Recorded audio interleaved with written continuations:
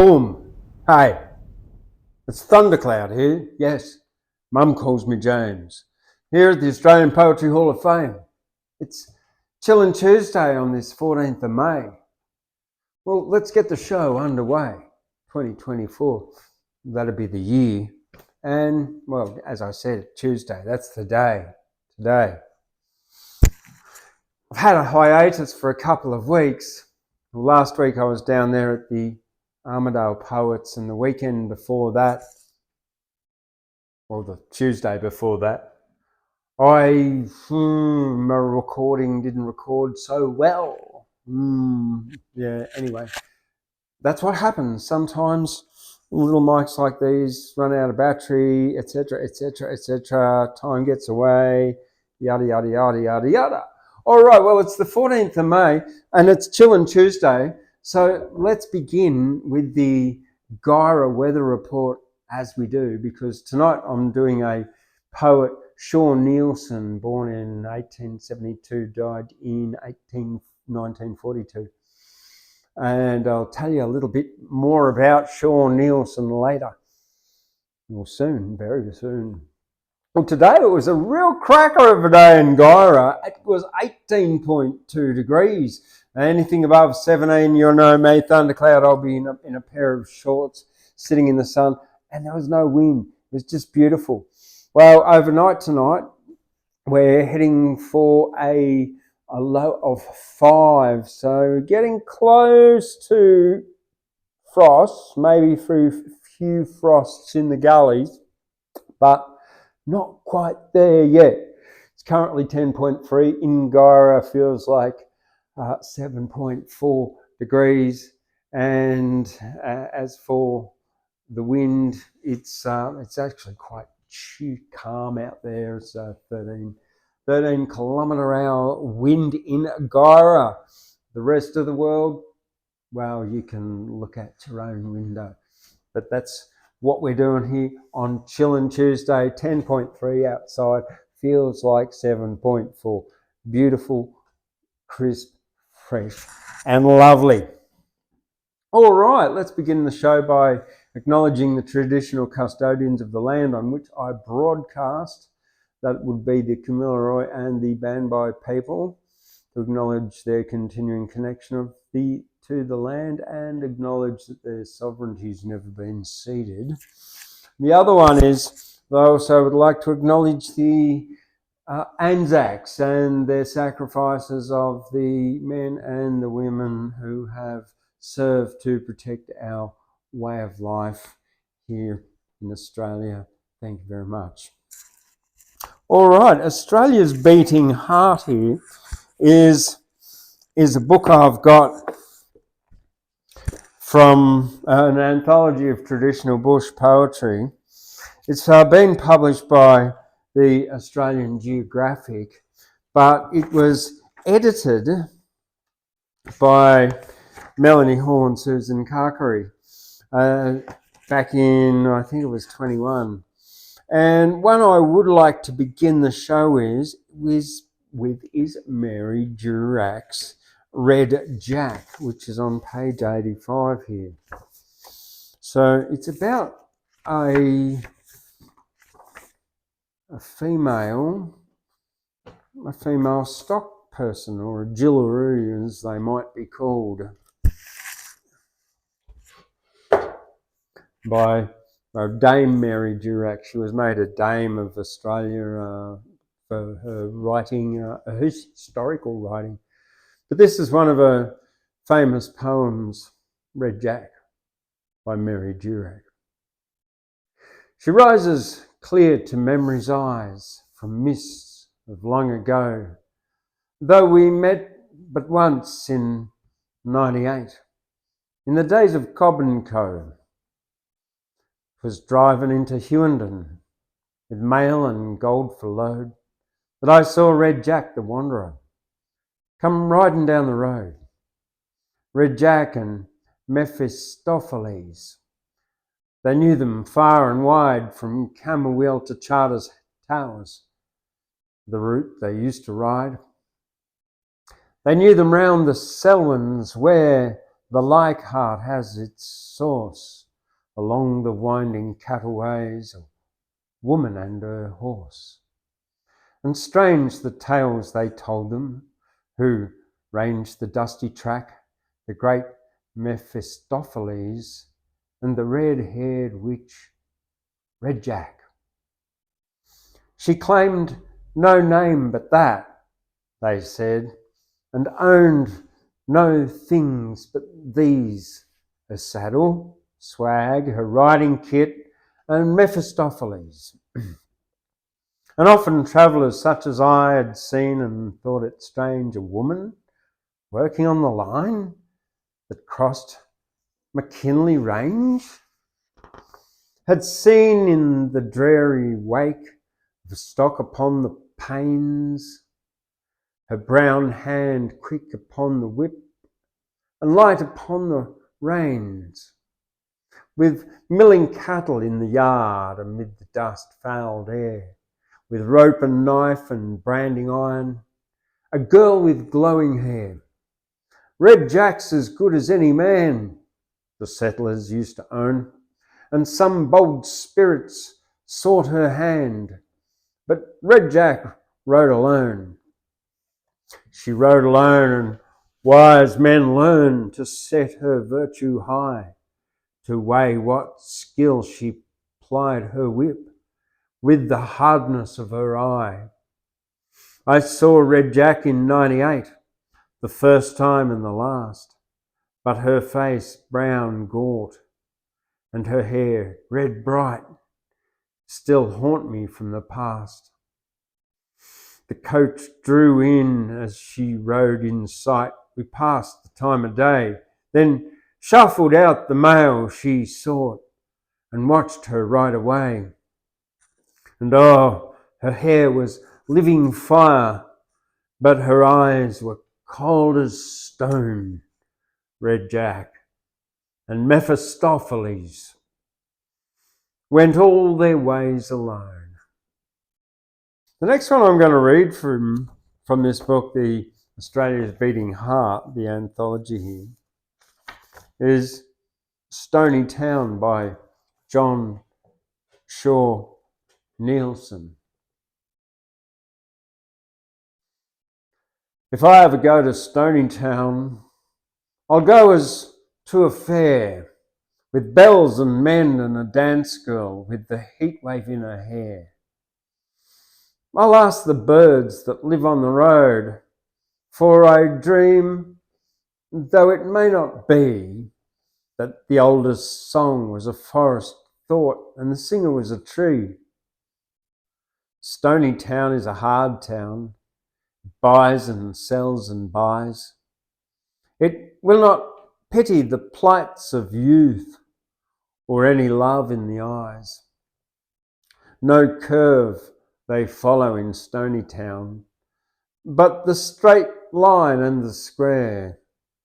And the girl shall dance them a royal dance, like a blue wren at his prayer. Ah, Stony Town is a hard town, it sells and buys and sells. Merry men 3 I will take with me, and 27 bells. The bells will laugh and the men will laugh, and the girl shall shine so fair, with the scent of love and cinnamon dust shaken out of her hair. Her skirts shall be of gossamer, full 30 inches high, and her lips shall move as the flowers move to see the winds go by. The men will laugh and the bells will laugh to find the world so young, and the girl shall go as a velvet bird with a quick step on her tongue. She shall cry aloud that 1,000,000 moons for a lover is not long, and her mouth shall be as the green honey in the honey eater's song.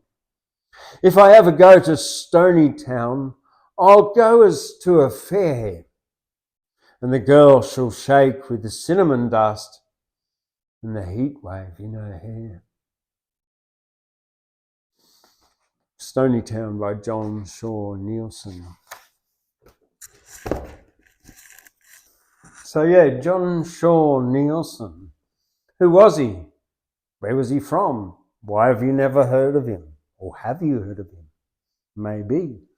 Well, he was a contemporary of Banjo Paterson and Henry Lawson. He was a bit younger than Henry Lawson and Banjo, actually, a little bit younger, maybe 8 years younger than Banjo. He was born in 1872 and passed away in 1942. I'm reading this out of the Australian Dictionary of Biography, Volume 10. He was born on the 22nd of February 1872 at Penola, South Australia. Well, I thought somewhere else I read that he was born overseas and he moved here when he was 9. But anyway, this is what I'm reading here. Known as, his father was John Neilson, bushworker, selector, and his wife Margaret, so his mum. Known as Jock, he attended the local school for less than 2 years as a small child, worked as a farm labourer for his father. In 1881, John Neilson Sr. and his brother Dave Shaw, half-brother, joined the South Australian farmers, making the long trek by wagon over the border to take up selections under the Victorian Land Act of 1869, and each were allotted 320 acres north of Lake Minimay. So it goes on to say how they cleared it and did some farming and stuff, blah, blah, blah, blah, blah, blah, blah. But yeah, later on, he became a writer. So yeah, so there. So select bibliography, a memorial by John Shaw Neilson, often known as Shaw Neilson. So I'm reading this out of the Poems of Shaw Neilson, edited with an introduction by A.R. Chisolm, published by Cyrus Books or Angus and Robertson in 1965. Yeah, so it's, oh gosh, like 69 years old. It's in a very good condition for a 59-year-old book, I should say. Very good condition. This was donated to the Australian Poetry Library by Professor Jeff Doyle of Armidale, but previously the academy there in Canberra, that place, yeah. The Orange Tree by John Shaw Neilson. The young girl stood beside me. I saw not what her young eyes could see. A light, she said, not of the sky, lives somewhere in the orange tree. Is it? I said, of east or west? The heartbeat of a luminous boy, who with his faltering flute confessed only the edges of his joy? Was he, I said, born to the blue in a mad escapade of spring, ere he could make a fond adieu to his love in the blossoming? Listen, the young girl said, their calls. No voice, no music beats on me, but it is almost sound. It falls this evening on the orange tree. Does he? I said, so fear the spring, ere the white sap too far can climb? See in the full gold evening all happenings of the olden time? Is he so goaded by the green? Does the compulsion of the dew make him unknowable but keen, asking with beauty of the blue? Listen, the young girl said, for all your hapless talk you failed to see. There is a light, a step, a call this evening on the orange tree. Is it? I said, a waste of love, imperishably old in pain, moving as an affrighted dove under the sunlight or the rain? Is it a fluttering heart that gave too willingly and was reviled? Is it the stammering at a grave, the last word of a little child? Silence, the young girl said. Oh, why? Why will you talk to weary me? Plague me no longer now, for I am listening to the orange tree. Love's coming. Quietly as rosebuds talk to the thin air, love came so lightly. I knew not he was there.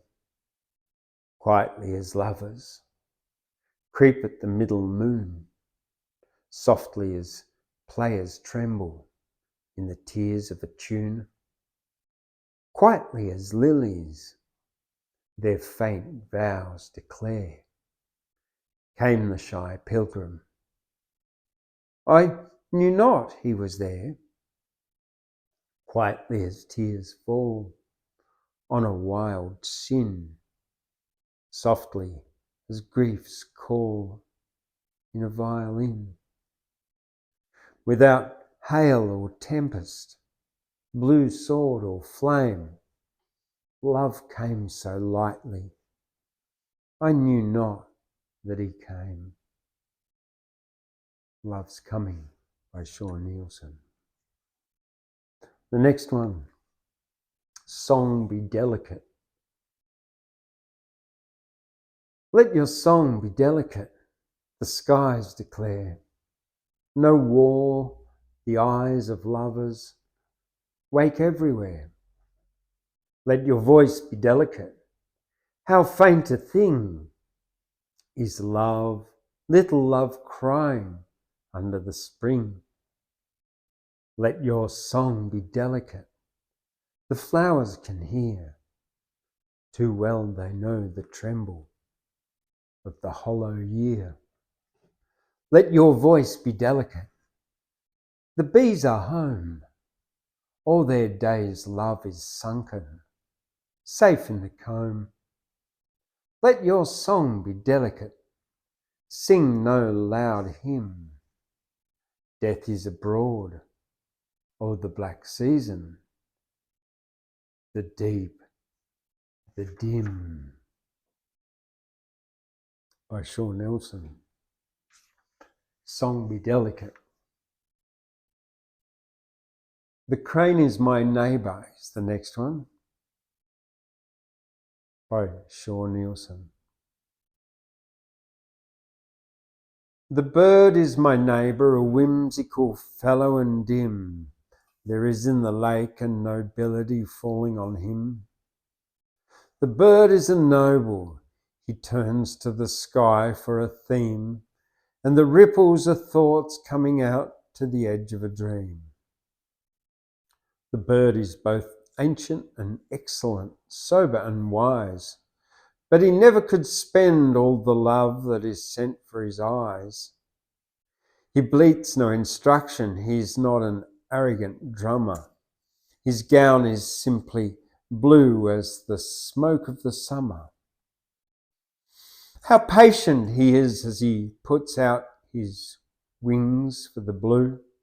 His eyes are as old as the twilight and calm as the dew. The bird is my neighbour. He leaves not a claim for a sigh. He moves as the guest of the sunlight, he roams in the sky. The bird is a noble, he turns to the sky for a theme, and the ripples are thoughts coming out to the edge of a dream. The next one, The Gentle Water Bird, written for Mary Gilmore. In the far days, when every day was long, fear was upon me, and the fear was strong, ere I had learned the recompense of a song. In the dim days I trembled, for I knew God was above me, always frowning through, and God was terrible and thunder blue. Creeds the discoloured awed my opening mind. Perils, perplexities, what could I find? All the old terror was waiting on mankind. Even the gentle flowers of white and cream, the rainbow with its treasury of dream, trembled because of God's ungracious scheme. And in the night the many stars would say dark things, unaltered in the light of day. Fear was upon me, even in my play. There was a lake I loved in gentle rain, but one day there fell a bird, a courtly crane. Wisely he walked as one who knows of pain. Gracious he was, and lofty as a king. Silent he was, and yet he seemed to sing, always of little children and the spring. God? Did he know him? It was far he blew. God was not terrible and thunder blue. It was a gentle water bird, I knew.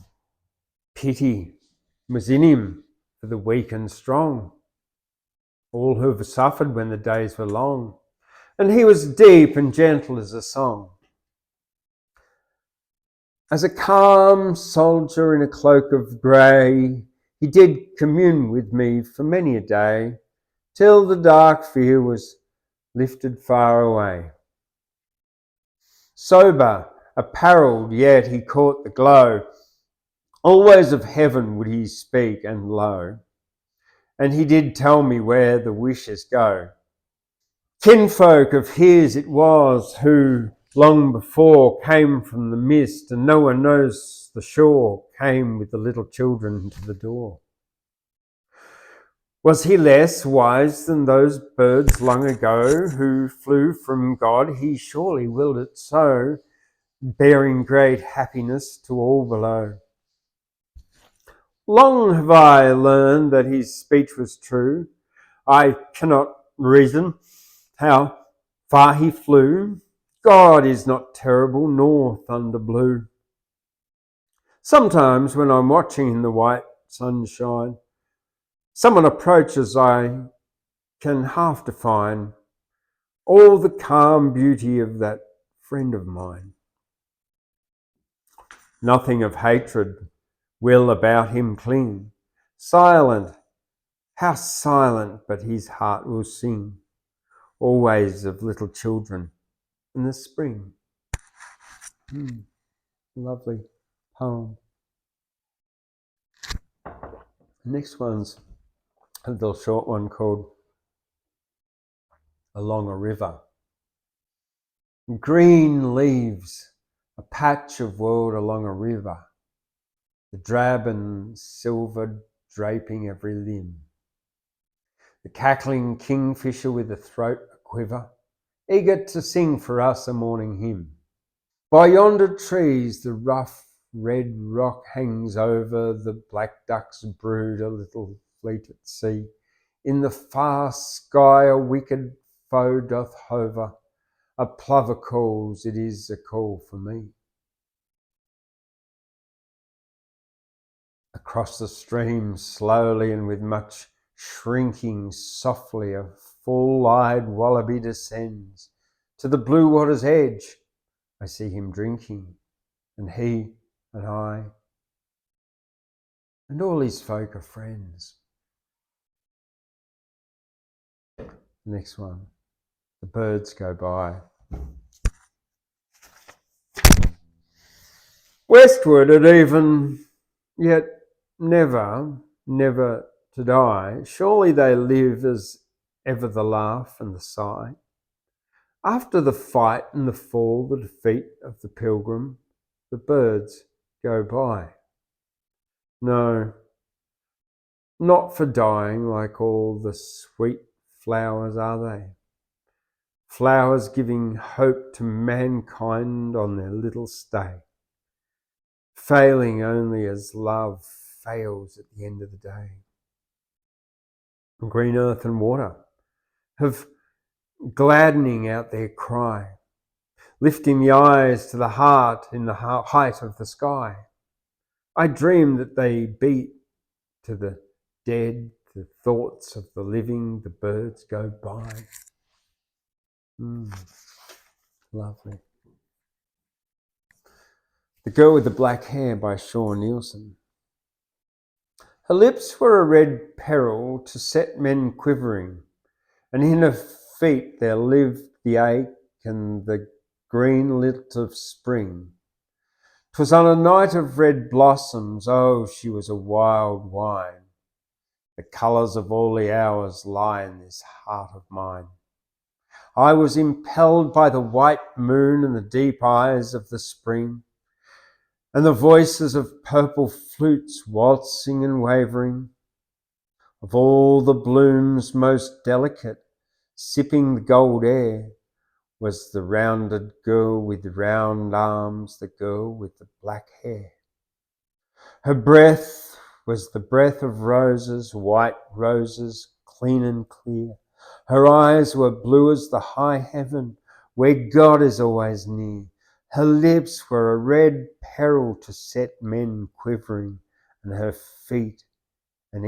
feet there lived the ache and the green lilt of spring. Beautiful, The Girl with the Black Hair. Well, this is interesting. What does this mean? In the dim countries. The next one is The Hour of Parting by Neilson. Shall we assault the pain? Is it the time to part?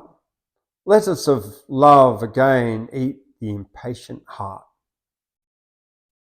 There is a gulf behind, dull voice and fallen lip, the blue smoke of the mind, grey light of the ship. Parting is of the cold that stills the loving breath. Dimly we taste the old, the pitiless metal of death.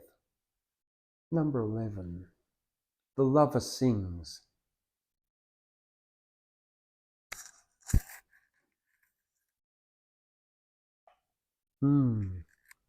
See this mug? That's an Australian Poetry Hall of Fame mug. And this is one of many. You can get them on the website, australianpoetryhalloffame.com.au, and go to shop there. You can also get things like that on meanwhileinaustralia.com, which sells merchandise supporting the Australian Poetry Hall of Fame. So check it out. Yeah. Also, while you're online, which you are because you're watching this, obviously, check out my books, Poetry to End Prohibition, Love in Nimbin, Lust in Nimbin, and Jan Bung's Peaceful Protest in Nimbin. They're all available from Amazon, but also available online or by just sending me an email or coming into the shop here, coming into the Australian Poetry Hall of Fame. Yes, what have we got coming up? We've got Ash Grunwald coming up on the 23rd of June. Yes, what a massive show that's going to be. Yes, 23rd of June, Ash Grunwald. Yeah, tickets are $50 plus the booking fee. And you do that online. So, yeah, check it out. Do it. You need to be here for that. It'll be a massive event. Lots of people, about over 300 people here. The Hour of The Lover Sings is the next one. The Lover Sings. It is not dark, it is not day. The earth lies quivering to the dew. Shall we not love her? All men may. Lo, here a lover passes too. Down a green, shadowy path he goes, and in his hand he bears a rose, still singing that his heart is true. Creeps the low darkness where the eye groweth more gloomy, and anon the lover sings, and doth he grieve for red-lipped kisses 3 days gone? Hark how he sings, high, heavenly, clear, chief messenger of light to cheer the brown earth and that bides them thereon. Listen, and we shall leave the earth, brooding no more o'er baser things. My lily love hath rosy worth, like a happy flower she clings. Glories have come up to his eyes, wrapped in a fire he leaps, he flies, not for himself, the lover sings. In every loveless lane or way, hearts have been heavy, prison cold. For all who only moan and pray, still doth he sing. He sang of old. Joy-bearer, bard of better things, not for himself the lover sings. Singer of summer uncontrolled. Mourners move onward from the gloom, not for himself the lover sings. Give us, they cry, the buds, the blooms, the long light on our journeyings. Star follows star in the dull grey. Deep is the dark, it drinks the day, for very love of God he sings. Interesting poem. The next one's a longer one. The moon was 7 days down. Peter, she said, the clock has struck. At 1, at 2 and 3, you sleep so sound, and the lonesome hours, they seem so black to me. I suffered long and I suffered sore. What else can I think upon? I fear no evil, but oh, the moon, she's 7 days gone. Peter, she said, the night is long, the hours will not go by. The moon is calm, but she meets her death. Bitter as women die. I think too much of the flowers I dreamed I walked in a wedding gown. Or was it in a shroud? The moon, she is 7 days down. Woman, she said, my eyes could stand much noise when I was young, but year by year you have wearied me. Can you never stop your tongue? Here am I, with my broken rest, to be up at the break of day, so much to do and the sheep not shorn, and the lambs not yet away. Peter, she said, your tongue is rude. You have ever spoken so. My aches and ills, they trouble you not. This many a year I know. You talk of your lambs and sheep and wool. 'Tis all that you think upon. I fear no evil, but oh, the moon, she's 7 days gone. Peter, she said, the children went, my children would not stay. By the hard word and the hard work, you have driven them far away. I suffered back in the 10 years that I never saw a town. Oh, the moon is over her full glory. She's 7 days down. Woman, he said, I want my rest. 'Tis the worst time of the year. The weeds are thick in the top fallow, and the hay will soon be here. A man is a man, and a child from daughter or a son. Or a man or a woman, I want no talk for anything I have done. Peter, she said, 'twas told to me long back in a happy year that I should die in the turning time when the wheat was in the ear, that I should go on a plain coffin and lie in the plain gown when the moon had taken her full glory and was 7 days down. Peter, he rose and lit the lamp at the first touch of the day. His mind was full of the top fallow and the ripening of the hay. He said, she sleeps, but the second look he knew how the dead can stare, and there came a dance of last beauty that none of the living share. How cool and straight and steady he was, he said. She seemed so young, her face is fine, it was always fine, but oh, by God, her tongue. She's always thought as the children thought, her mind was made for a town. And the moon was out in the pale sky. She was 7 days down. He sauntered out to the neighbour's place as the daylight came in clear. The wheat, he said, is filling well. And he stopped at her heavy ear. He said, a good, strong, plain coffin is the one I am thinking on. And the moon was over his shoulder. She was 7 days gone.